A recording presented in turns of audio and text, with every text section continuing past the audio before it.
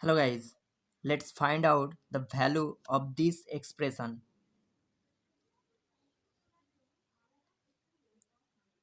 ঠিক আছে, তো শুরু করব কিভাবে। 60 ডিগ্রি কে লিখছি এইভাবে 20 ডিগ্রি যুক্ত 40 ডিগ্রি। এবার উভয় দিকে tan নিয়ে নিচ্ছি, তাহলে tan 60 ডিগ্রি হয়ে যাবে কত না tan 20 degree plus 40 degree. tan 60 ডিগ্রির মান হয় √3, আর এদিকে tan a প্লাস b এর সূত্র ফেলাচ্ছি,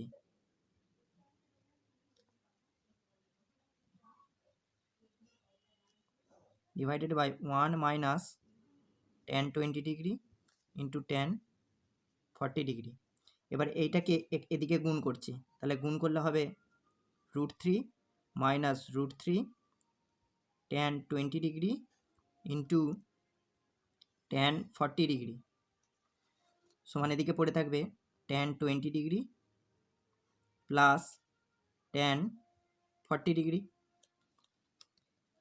তো দিস ইমপ্লাই √3 সমান tan 20 ডিগ্রি, এই রাশিটাকে এদিকে নিয়ে যাচ্ছি, plus tan 40 degree plus √3 into tan 20 degree into tan 40 degree.